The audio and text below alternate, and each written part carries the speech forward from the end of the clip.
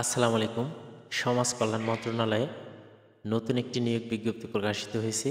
এখানে সমাজ কল্যাণ মন্ত্রণালয়ের রাজস্ব খাতভুক্ত নিম্নোক্ত পদসমূহে সরাসরি নিয়োগের লক্ষ্যে পদের পার্শ্বে বর্ণিত শর্তে প্রকৃত বাংলাদেশি নাগরিকদের নিকট থেকে অনলাইন msw.teletalk.com.bd ওয়েবসাইটে ঢুকে দরখাস্ত করার জন্য আহ্বান করা যাচ্ছে।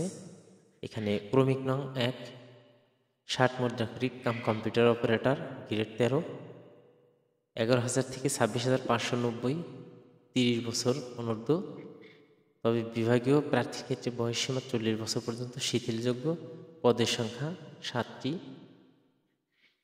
কোনো শিক্ষিত বিশ্ববিদ্যালয় হতে স্নাতক বা সমমানের ডিগ্রি হলে আবেদন করা যাবে এবং কম্পিউটার প্রশিক্ষণপ্রাপ্ত 60 লিপিতে সর্বনিম্ন গতি প্রতি মিনিটে ইংরেজিতে 70 শব্দ, বাংলায় 45 শব্দ, কম্পিউটার মুদ্রাক্ষরে সর্বনিম্ন গতি প্রতি মিনিটে ইংরেজিতে 30 শব্দ ও বাংলায় 25 শব্দ, কম্পিউটার ওয়ার্ড প্রসেসিং সহ ইমেল, ফ্যাক্স পরিচালনার দক্ষতা অভিজ্ঞতা থাকতে হবে।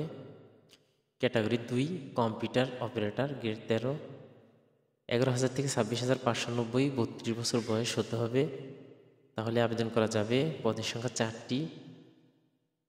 কোনো শিক্ষিত বিশ্ববিদ্যালয় হতে বিজ্ঞান বিভাগে স্নাতক সম্মান বা সমমানের ডিগ্রি এবং কম্পিউটার মুদ্রাক্ষরে প্রতি মিনিটে বাংলায় 25 শব্দ এবং ইংরেজিতে 30 শব্দের গতিসহ সংশ্লিষ্ট বিষয় স্ট্যান্ডার্ড অ্যাপটিটিউড টেস্টে উত্তীর্ণ হতে হবে, তাহলে আবেদন করা যাবে।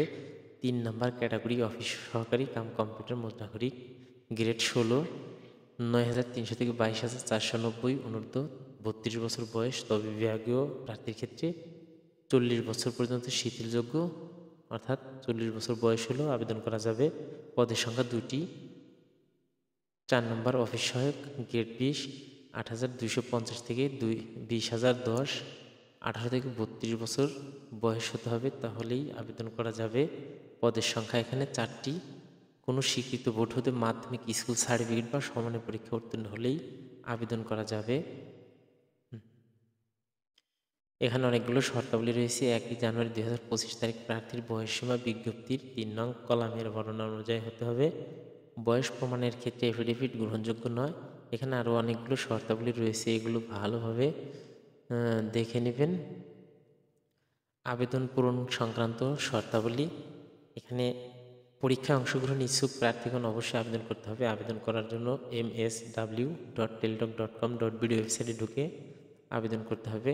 আবেদন শুরু হবে 29/1/2025 সকাল 10 ঘটিকা আবেদন শুরু হবে। আবেদন শেষ হবে 27/2/2025 বিকেল 5 ঘটিকা পর্যন্ত। উক্ত সময়ের মধ্যে ইউজার আইডি প্রাপ্ত প্রার্থীগণ অনলাইনে সাবমিট করার সময় থেকে 72 ঘন্টার মধ্যে SMS এর মাধ্যমে ফি জমা দিতে হবে। অনলাইনে আবেদনের সময় রঙিন ছবি লাগবে, যার দৈর্ঘ্য 300 গুণ প্রস্থ 300 পিক্সেল ও স্বাক্ষর দৈর্ঘ্য 300 পিক্সেল গুণ প্রস্থ 80 পিক্সেলে হতে হবে এবং পিক্সেলে হতে হবে এবং নির্ধারিত স্থানে আপলোড করতে হবে। ছবির সাইজ সর্বোচ্চ 100 কেবি, অর্থাৎ 100 কেবির মধ্যে হতে হবে, তাহলে আপলোড নেবে না। স্বাক্ষরের সাইজ সর্বোচ্চ 60 কেবি হতে হবে, এর উপরে গেলে হবে না, অর্থাৎ 60 কেবির মধ্যে হলেই আপলোড নেবে। এভাবে আবেদন করতে হবে। প্রিয় শিক্ষার্থীগণ, যারা আবেদন করতে ইচ্ছুক তারা অবশ্যই সঠিক সময়ের মধ্যে আবেদন করতে হবে। এখানে আবেদন করতে 2টি SMS এর মাধ্যমে ফি প্রদান করতে হবে। 1 থেকে 3 নং ক্রমিকের জন্য পরীক্ষার ফি বাবদ 100 টাকা এবং অফেরতযোগ্য ভ্যাট 12 টাকা, মোট 112 টাকা দিয়ে আবেদন করতে হবে। এবং 4 নং ক্রমিকের জন্য পরীক্ষার ফি বাবদ 50 টাকা, ভ্যাট 6 টাকা, অর্থাৎ 56 টাকা দিয়ে আবেদন করতে হবে। এবং আবেদনের SMS এর মধ্যে কীভাবে করতে হবে এখানে নিয়ম ভালোভাবে দেওয়া আছে। প্রথম SMS, দ্বিতীয় SMS প্রথমে SMS পাঠাতে হবে। মোবাইলের মেসেজ অপশনে গিয়ে MSW স্পেস ইউজার আইডি লিখতে হবে। এই ইউজার আইডি কোথায় পাবেন? অনলাইনে আবেদন করার সময় আবেদন কপিতে যে ইউজার আইডি থাকবে সেই ইউজার আইডি লিখে সেন্ড করতে 16222 নম্বরে। দ্বিতীয় SMS-এ MSW স্পেস ইয়েস পিন লিখে সেন্ড করতে হবে 16322 নম্বরে। এভাবে আবেদন করতে হবে। প্রিয় শিক্ষার্থীগণ, যারা আবেদন করতে ইচ্ছুক তারা অবশ্যই সঠিক সময়ের মধ্যে আবেদন করবেন এবং ভিডিওটি আপনাদের বন্ধুদের মাঝে শেয়ার করে দিবেন, যাতে করে তারাও আবেদন করতে পারে সেই ব্যবস্থা করে দিবেন।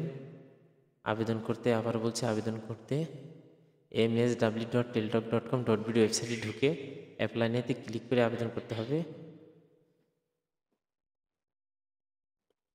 প্রিয় শিক্ষার্থীগণ, যারা আবেদন করতে ইচ্ছুক তারা অবশ্যই সঠিক সময়ের মধ্যে আবেদন করবেন এবং ভিডিওটি বন্ধুদের মাঝে শেয়ার করে দেবেন। সবাই ভালো থাকবেন, সুস্থ থাকবেন। আল্লাহ হাফেজ।